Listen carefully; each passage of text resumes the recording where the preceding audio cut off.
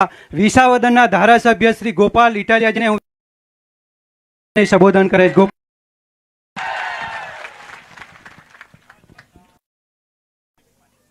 છોટાઉદેપુરની પધારેલા સૌ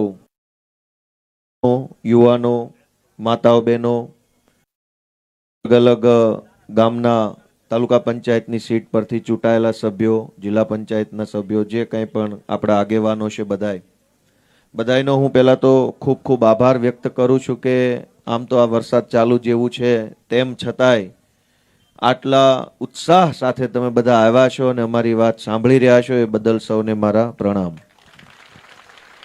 છોટાઉદેપુર જિલ્લામાં અમારા ઝાંસીની રાણી જેવા બેન છે, રાધિકાબેન રાઠવા. એ આમ તો બધા રાજકારણમાં જિલ્લા પ્રમુખ કે લોકસભા પ્રમુખ એ બધા પુરુષો હોય, પણ છોટાઉદેપુરનું નેતૃત્વ આમ આદમી પાર્ટી તરફથી રાધિકાબેન ઘણા લાંબા સમયથી પૂરી તાકાતથી સંભાળે છે. હું એમને ખૂબ ખૂબ અભિનંદન પાઠવું છું. અને એવા મંચ ઉપર બેઠેલા આપણા યુવરાજસિંહભાઈ, મનોજભાઈ, નિરંજનભાઈ વસાવા, દિલ્હીથી ખાસ પધારેલા દિનેશભાઈ, અને હમણાં જ જેણે આમ આદમી પાર્ટીમાં જોડાયા અહીંથી એવા અલગ અલગ આગેવાનશ્રીઓ, મને બધાના નામ ખ્યાલ નથી, પણ જે કાંઈ જોડાયા છે બધા મિત્રોનું સ્વાગત કરું છું. અને આમ તો આ છોટાઉદેપુરથી લઈ અને પંચમહાલ આખા જિલ્લાની અંદર જેમણે આપણને મજબૂત બનાવવા માટે થઈ આપણી પાર્ટીમાં હમણાં જોડાયા એવા રામચંદ્રભાઈ બારિયા, એનોય હું તો વિશેષ આભાર માનું છું, કેમ કે એ પણ ખૂબ શક્તિશાળી વ્યક્તિ છે. ખૂબ સમાજમાં અને હાલોલ વિસ્તારમાં ખૂબ એમનું વર્ચસ્વ છે, અને એ પણ હમણાં ભાજપમાંથી આપણી સાથે જોડાય અને આપણે હાથ મજબૂત કરવાનું કામ કર્યું ચૈતરભાઈના. તો એકથી એક એવા મજબૂત માણસો ચૈતરભાઈના નેતૃત્વમાં આમ આદમી પાર્ટી સાથે જોડાય અને ગુજરાતના લોકોનું ભલું થાય એવું કામ કરી રહ્યા છે. આ જે કોઈ લોકો હમણાં જોડાયા, રામચંદ્રભાઈ જોડાયા, બીજા જોડાયા, બધા જોડાયા, શું કામ જોડાયા? ટેન્ડર લેવા માટે ના ભાઈ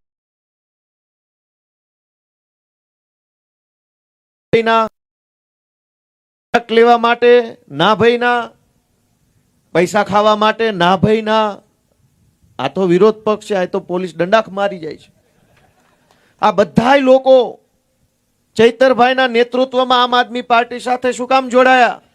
ગુજરાતની જનતાનું ભલું કરવા માટે આમ આદમી પાર્ટી સાથે જોડાયા.